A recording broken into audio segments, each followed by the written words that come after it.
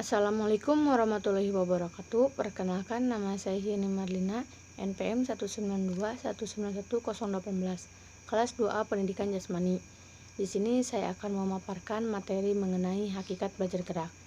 Dan di sini pula terdapat 3 poin.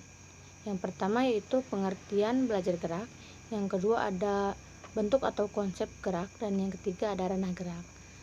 Dan langsung saja ke poin yang pertama yaitu pengertian belajar gerak. Di mana di sini terdapat beberapa pengertian dan definisi belajar gerak menurut para ahli.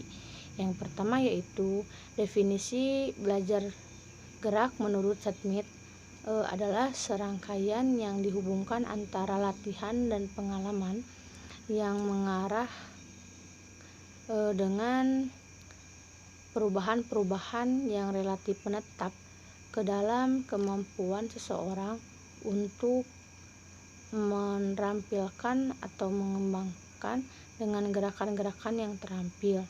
Dan yang kedua ada Okenid.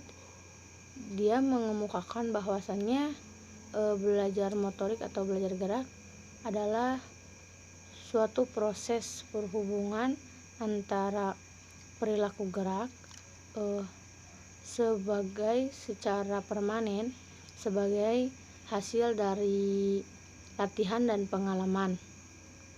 Dan adapun poin yang kedua yaitu bentuk atau konsep gerak, yang dimana konsep gerak adalah suatu perubahan atau peralihan posisi, yaitu dari tempat satu ke tempat yang lain. Dan adapun beberapa konsep menurut Mahendra yang meliputi konsep tubuh, konsep ruang, konsep usaha, dan konsep keterhubungan, di mana konsep-konsep ini sangat berhubungan antara satu sama lain. Dan yang pertama yaitu konsep tubuh, di mana konsep tubuh ini sebagai dasarnya adalah dapat dibagi menjadi dua aspek atau dua bagian. Yang pertama yaitu bagian tubuh, dan yang kedua ada aksi tubuh.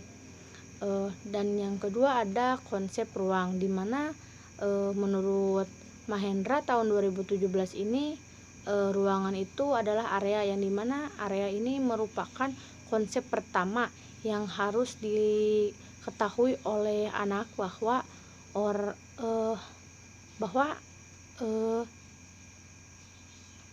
wilayah ini adalah bagian dalam beberapa bagian yang memang terdapat ruang-ruang atau wilayah ini, yang sebagaimana yang pertama yaitu wilayah pribadi, yaitu ruangan yang dapat digunakan seorang untuk melakukan gerakan tanpa menghalangi aktivitas orang lain, dan cukup untuk bergerak sendiri tanpa mengganggu aktivitas orang lain pun juga.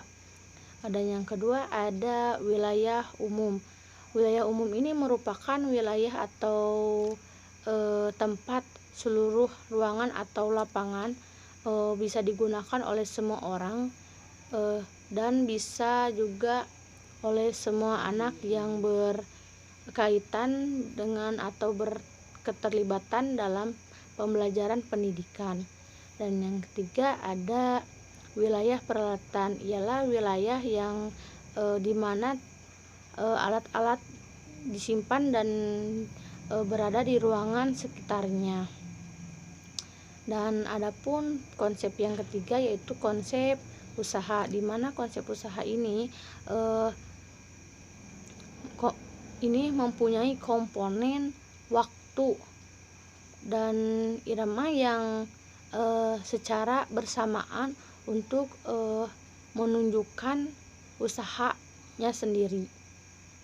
Dan poin yang keempat konsepnya yaitu konsep keterhubungan, di mana konsep keterhubungan ini selalu berkaitan dengan terpaut, terpisah, bertemu, berpisah, memimpin, mengikuti. bergabung, berpisah, sesuai, bertentangan, dan mengimitasi, membayangi, dan yang lainnya. Dan adapun poin yang ketiga yaitu ranah gerak, di mana ranah gerak ini terdapat beberapa ranah. Yang pertama ada ranah kognitif, ranah afektif, dan ranah psikomotor. Di mana ranah kognitif ini merupakan ranah yang mencakup berbagai kegiatan atau kegiatan mental, baik itu otak maupun yang lainnya.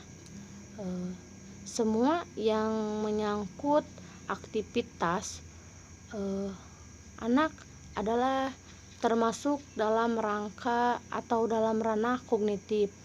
Ranah kognitif ini meliputi 6 aspek. Yang pertama yaitu pengetahuan, pemahaman, penerapan, analisis, sintesis, dan penilaian. Adapun yaitu ranah yang kedua yaitu ranah afektif, di mana ranah afektif ini merupakan ranah yang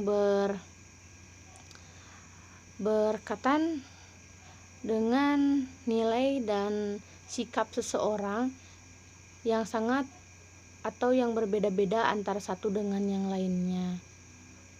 Dan adapun yang ketiga yaitu ranah psikomotor. Ranah psikomotor ini berhubungan atau berketerlibatan dengan kemampuan seseorang dalam keterampilan atau pengetahuan ataupun dalam skill. Setiap orang memiliki skill dan kemampuan yang berbeda-beda antara satu dengan yang lainnya. Termasuk juga konsep psikomotor ini sangat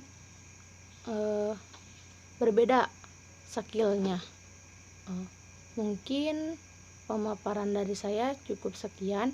Apabila ada kata-kata yang kurang berkenan dan kata-kata yang kurang baik atau kurang benar, mohon dimaafkan.